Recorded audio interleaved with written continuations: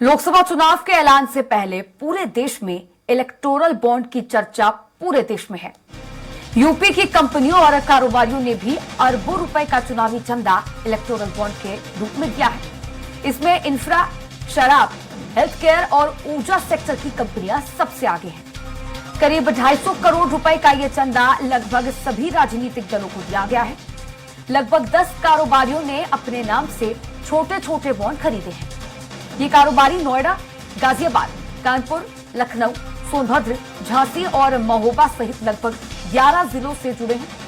प्रदेश में सबसे ज्यादा इलेक्टोरल बॉन्ड गाजियाबाद के super speciality health centre Yashoda super speciality hospital ने खरीदे हैं। बता दें कि हॉस्पिटल ने 9 बार में 149 करोड़ रुपए का चंदा राजनीतिक दलों को दिया है। वर्ष 2022 में एक बार में सबसे ज्यादा 50 करोड़ के बॉन्ड खरीदे गए।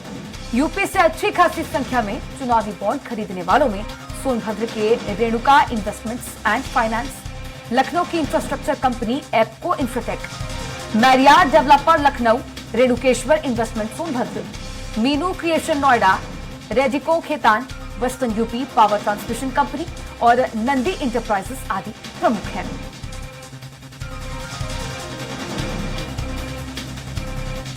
अब इसी खबर पर अधिक जानकारी साझा करने के लिए उत्तर प्रदेश से प्रधान संपादक राघवेंद्र त्रिपाठी जी लाइव जुड़ चुके हैं।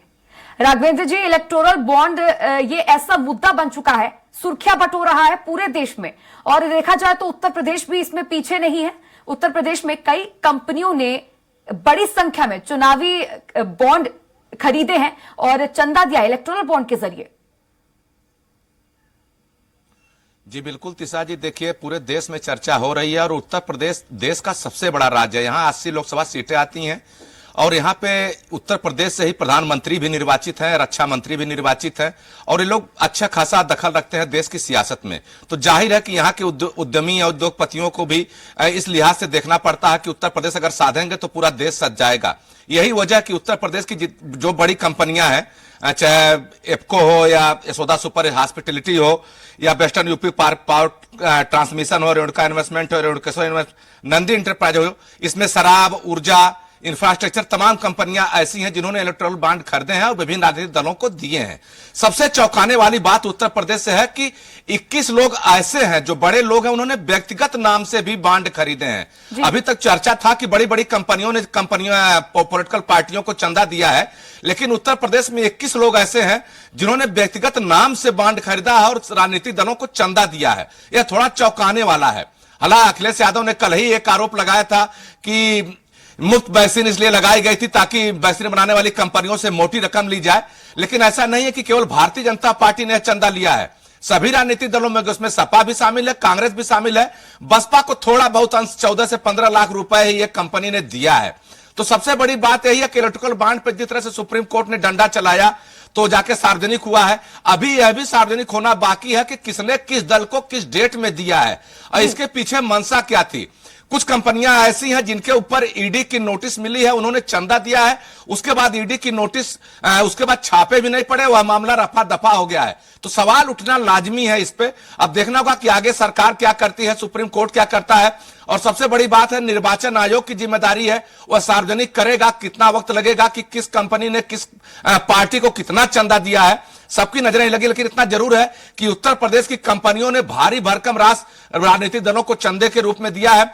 इसमें सबसे बड़ी बात है कि एक अस्पताल जो सुपर स्पेशलिटी अस्पताल चलाते हैं, उनकी इतनी आमदनी है कि 149 करोड़ से अधिक का इलेक्टोरल बॉन्ड करते हैं और पॉलिटिकल पार्टियों को चंदा देते हैं। तो कहीं न कहीं इसके पीछे मंशा भी देखनी होगी कि इनके पीछे चंदा देने की मंशा क्या है। अब देखना होगा, खुलासा का बल इतना जरूर है कि आने वाले चुनाव में यह जरूर एक मुद्दा बनेगा, चूंकि अभी विपक्ष मुद्दा बना रहा है बेरोजगारी को, किसानों की समस्याओं को लेकर, पानी बिजली को लेकर। अब देखना होगा क्या इलेक्टोरल बॉन्ड भी मुद्दा बनता है नहीं बनता। हालांकि समाजवादी पार्टी और कांग्रेस दोनों लगातार अपनी सभाओं में इसको गर्मजोशी से उठा रहे हैं।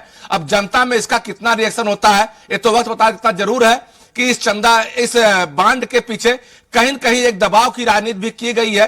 पहले राजनीतिक दल को चंदा जरूर दिया जाता था, सब लोग अपने वेबसाइट पे उसको लोड भी करते थे, लेकिन जिस तरह से गुपचुप इसको रखा गया था कि कौन कंपनी ने किसको चंदा दिया है, सवालिया निशान जरूर पैदा करता है। जी तिशा जी।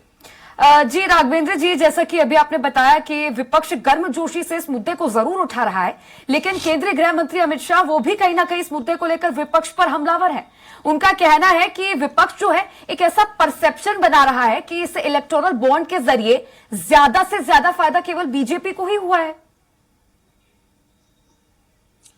देखिए तिशा जी, जो पार्टी सत्ता में रहती है, जिसके हाथ में पावर रहता है, जाहिर सी बात है उसके पास चंदा ज्यादा जाता है। ये आज से नहीं है, आज अभी 15 साल पीछे चले जाइए, जब केंद्र में कांग्रेस की सरकार थी तो राजनीतिक चंदा देने वालों लोगों की प्रथम वरीयता कांग्रेस हुआ करती थी। भारतीय जनता पार्टी लगातार इस पर सवाल उठाती थी, क्योंकि इन बड़ी कंपनियों के काम सरकार से पड़ते हैं, तो सरकार को ओबलाइज करना इनकी मजबूरी बनती है, चाहे वो नगद चंदा के रूप में दे, चाहे इलेक्टोरल बॉन्ड के रूप में चंदा में दे। अब नगद चंदे पर थोड़ी पाबंदी लगी हुई, चूंकि सरकार को बताना पड़ता है राजनीतिक दलों को कहां से आपने चंदा लिया है, और 2000 रुपए से अधिक का राजनीतिक चंदा आप ले भी नहीं सकते हैं, बाकी चंदा आप चेक के माध्यम ले सकते हैं। तो एक समस्या यह भी है, जब बड़ी कंपनियां चंदा देती हैं तो उन्होंने इलेक्टोरल बॉन्ड खरीदा और राजनीतिक दलों को सौंप दिया।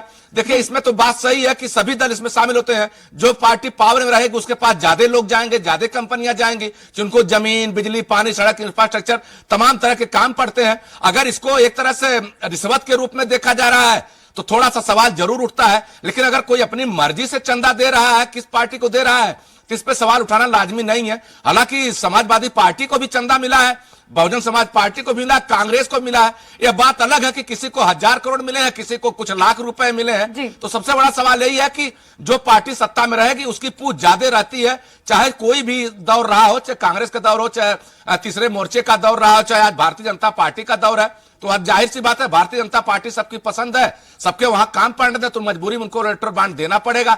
और जो इलेक्टोरल बॉन्ड है, इसमें सबसे बड़ा सवाल यही है कि किसने किसको कितना दिया है। जब यह मामला खुलासा हो जाएगा तब जाके एक सवाल जरूर उठेगा कि क्या वजह है कि अगर भारतीय जनता पार्टी को 1000 करोड़ मिला है और समाजवादी पार्टी को 15 लाख रुपए मिलते हैं, तो थोड़ा सा चंदा देने वालों की मंशा पे भी सवाल उठेंगे। लेकिन इतना जरूर है, चाहे जो कंपनियां हैं वह उनके सभी दलों में पैठ है, कांग्रेस को भी चंदा दिए हैं, बीजेपी को भी चंदा दिए हैं, और उत्तर प्रदेश में समाजवादी पार्टी को भी चंदा दिया है। जी तिशा जी। जी राघवेंद्र जी, इसमें एक अहम बात यह भी है कि इलेक्टोरल बॉन्ड का जो कॉन्सेप्ट है वो सभी की सहमति से आया था।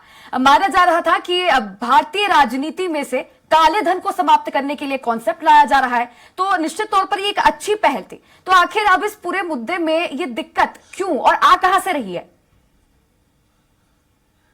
देखिए तिशा जी, भारतीय जनता पार्टी को घेरने के लिए विपक्ष ने रणनीति अपनाई थी कि हो सकता है कि इलेक्टोरल बॉन्ड में अडानी और अंबानी की कंपनियां शामिल हो। इसके पीछे पूरा मन सबको पता था कि प्रधानमंत्री मोदी के रिश्ते हमेशा लगातार अडानी अंबानी से जोड़े जाते हैं, चाहे राहुल गांधी हो, चाहे ममता बनर्जी हो, या आरजेडी के तेजस्वी यादव हो। लगातार आरोप लगाते हैं कि पूरे देश के संसाधनों पे अडानी और अंबानी का कब्जा है, यह लोग सरकार के इशारे पे काम कर रहे हैं। लेकिन जब सूची जारी हुई तो उसमें इन दोनों कंपनियों का नाम नहीं है, यहां तक कि टाटा का भी नाम नहीं है।